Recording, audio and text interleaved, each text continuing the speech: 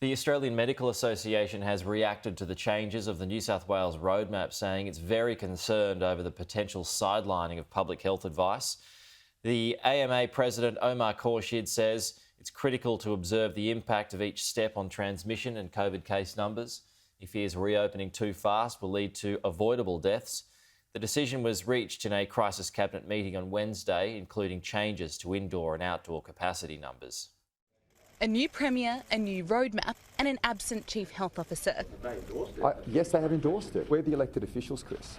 That is, and styles might be different and changes get made, but in my view, we had a very constructive discussion last night.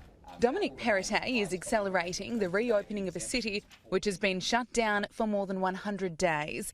Freedom Day will see restrictions relaxed on Monday. The cap on home visits has increased from 5 to 10 people. Outdoor gatherings have grown from 20 to 30. Attendance at weddings and funerals have doubled in capacity from 50 to 100 people.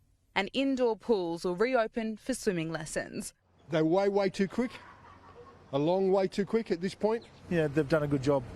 I understand what it's. They've had to ease restrictions slowly, but it's good we're coming out of it. So, yeah, very happy with that. Oh, I think they're good.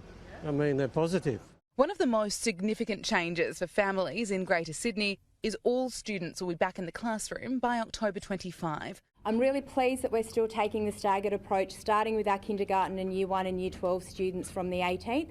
But the Teachers Federation claims it was not consulted. Well, we certainly hope that disrespect will not be a hallmark of the Perrottet government. How will you staff a school and how will you deliver programs with only 85% of the staff? Clearly, the complexity when it comes to the organisation of schools is not appreciated by the Premier.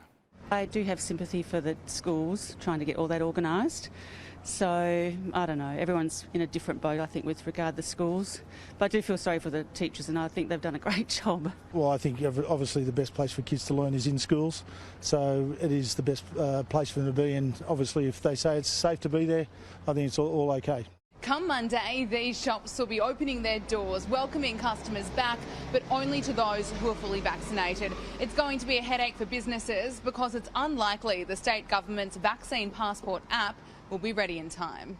That was meant to be rolled out weeks ago, should have been in place on the first day of opening on the 11th of October, will not be ready for the tens of thousands of businesses that need to and want to open at the first available opportunity on Monday. Under the new roadmap, further restrictions will be wound back on October 25, when 80% of residents are expected to have received 2 doses. 20 guests will be allowed in a home, outdoor gatherings increased from 30 to 50 people, nightclubs and amusement parks will reopen, and masks will no longer be required for office buildings.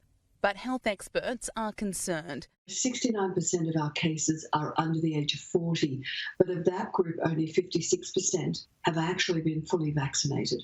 So they won't be fully vaccinated for at least another 2, 3, 4 weeks. The Prime Minister is calling for calm. People are right to say, look, it's great to have these, but let's be careful with them. Let's not get too excited too quick. There's still a long way to go, and I have no doubt that the New South Wales government will proceed safely and cautiously, but they won't be holding back at the same time the important freedoms that I think people have worked hard to achieve. From next week, 18,000 train services will return as Sydney-siders prepare to move freely throughout the city, and the Perrottet government shifts the state's focus to economic recovery. Gabriella Power, Sky News, Sydney.